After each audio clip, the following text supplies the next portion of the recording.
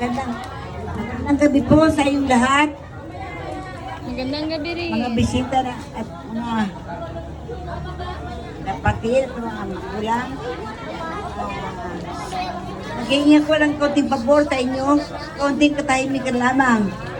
Magsasalita ako ng konting mensahe na sa inyo.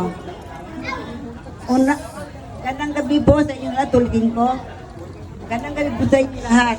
Una, nakapasalamat ako sa buong may kapal.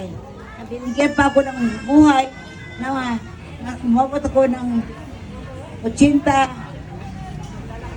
years old. 80 years old ako ngayon.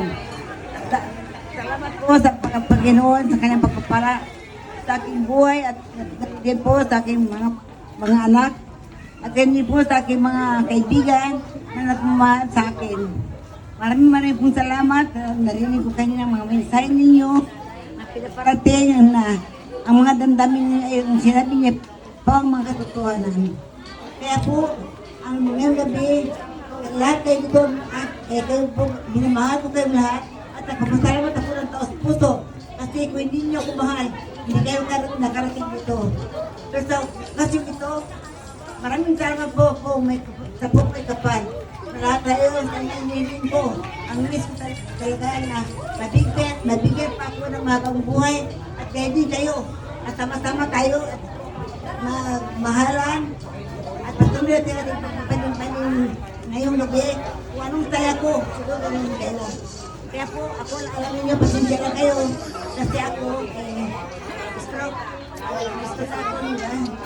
Pero salamat sa Diyos, nagsasalita pa ako sa harap niyo ngayon. Alam niyo yan, kasi kayo taga rito. Ang nakakaalam niya ako ay talagang maganda pa rin sila magsalita ko noon. Pero ngayon parang pagos na, ibang-iba na. Kaya po, pasensya lang kayo, panintindihan lang yun. Kaya ang mensahe ko, maraming pong salamat at mahal ko po kayo, kayong lahat. Mahal ko rin ang Panginoon na bibigay sa atin lahat. Sana dalangin ko na maghiwalay tayo ng yung natin papayapa at walang masamang mangyari sa atin. Naging masaya pa rin.